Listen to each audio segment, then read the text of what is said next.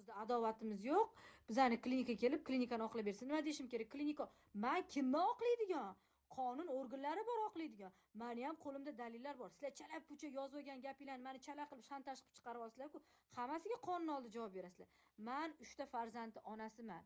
Ayol boshim bilan sizlar meni hozir shunaqa ruhiy stress holatiga olib kiryapsizlar. Qonun oldida javob berasizlar. Hammalarga qonun oldida javob berasizlar. Proyektinglarga, shantajinglarga meni qo'shmanglar. Sizlarni vazifanglar nima edi o'zi? Men sizlarni o'rtanglarga isloh kiritish uchun vakil bo'lib, mani ko'kosh tanlab shu opam vakil notarialni qilib ber deganiga shuncha gapmi menga? Vrach top berganimga shuncha gapmi? O'zbekistonda vrachlar nomiga dog' tushmasin deb oqlab qo'yganimga shuncha gapmi? Vrach ham vijdoni bor nima bo'lganini. Abbos xo'jani ham ertalabgacha gaplashganmiz. Vijdoni bilan javob bersin nima bo'lganini. Menga tuhmat kerak yo'q. Men hech kimdan qo'rqmayman. Menga shu ko'koshni ko'rganimda birinchi bo'lib Jasminga aytib, Jasmin ahvoli shunaqa ekan desa, men ham ko'kosh mamta singlim edi, vrachlarni gaplashib qaraylik desam, voy, men bilaman, meni singlim bo'ladi, men o'rtoqman deb unga aytdim. U Turkiyaga chaqirdi, o'zimni yonimdan pul to'lab, men o'zim davolatib beraman, hech narsa kerak emas desa ham ko'kosh xohlamadi. Yo'q, o'zimni pulim bor, kerak bo'lsa mashinamni sotaman deb. Borib, ahvolni ko'rib, meditsinadan xabarim bo'lgani uchun holatni hamma narsani aytib berdim. 7 kun men 3 ta bolam bilan o'sha yerda ertalabdan kechgacha yurdim. Kerak bo'lsa Rossiyadagi vrachlarga chiqib, Rossiyadagi vrachlar shu yerdagi ministrlar bilan bog'lab qo'yib, bizani milliy markazga o'tkazishga ham direktori bilan gaplashtirgan bo'lib, men orqali bo'ldi. Meni kuchim yetmadi chiqib ketishga. Munis o'rtog'imni podключать qildim. Munisa Rizayeva iltimosga yordam berdi. Endi men yomon bo'ldimmi? Endi men ulardan vымогать qilib pul olayotgan bo'ldimmi? Yo, anu pul olayotgan bo'ldimmi? O'zligini proyektiga aralashtirmasin. Hamma qilgan tuhmatiga, hamma qilgan shantajiga javob beradi. Men Abbos xo'jani odam deb, haqiqatdan bu vodiyni bolasi vijdonli, ota-onasi hoji ekan, yaqinda hojiga borib menga shunaqa tushuntirsa, yaxshi ko'rib, Alloh yo'lida seni tushundim, bo'ldi. Men seni dilingni og'ritib qo'ygan ekanman. 28 martgacha yonida bo'ldim. Mana opa deb ko'rsatdim. Bizaga ko'kosh bu gapni aytgani yo'q dedim. Ko'kosh ham opa, meni undan davoyim yo'q, haqiqatdan oldimda turdi degandan keyin bizaga sen aytmagan eding shu narsani. Shu yerda xato qilib obro'sizlantirib qo'yibman. Somon tiqar postingga do'sting deb gapirgan gapim uchun uzr so'rab post qo'ydim. Mana shu gapim uchun, boshqa narsa uchun emas.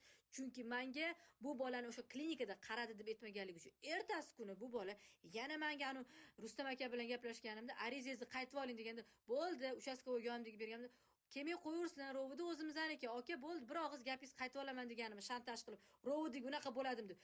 PR qilmay Allohga kifoya salla bor. Bitta gap u yoqqa aylantirasan, bu yoqqa aylantirasan. Anta Dilshod Fozilov o'zi nima ishlar qilib yurgan, hali delo yopilmay, u meni gapiradi, tuhmat qildi. Qachon men tuhmat qildim? Uni ham hozir qo'yib beraman. Nechta odamlar haligacha davo ko'rmasdan kerak bo'lsa, anu ekspertizadagilar xato yozib, xato ish qilyapti, uni ham hozir qo'yib beraman. Meni tilimi chekagimni ochmalaring. Men faqat haqiqat uchun kurashib keldim. Shu kungacha haqiqat. Endi sizlar menga tashlanyapsizlarmi? 3 ta erkakning kuchi bitta ayolga yetibdi-da. Men qonun oldida kerak bo'lsa Saida Mirziyoyevaga boraman. Qonun oldida javob berasizlar. Prezidentgacha chiqaman sizlarni qilgan tuhmatinglarga, shantajinglarga. Men klinikani oqlab berishim kerak ekan. Men anu kechirasizlar, ambasadorlarni meni shantaj qilganiga gapirmaslik uchun men quyon bo'lishim kerak ekan. Nimaga? Jasmin menga hech kim. U qiz bilan men hayotda ko'rishmaganman. Faqat men o'rtoqman, g'oyibona o'rtoqman, g'oyibona yaxshiliklarni qilib beradigan insonman. Sizlar bilmaydigan qancha yaxshi. Endi men yomon bo'ldimmi?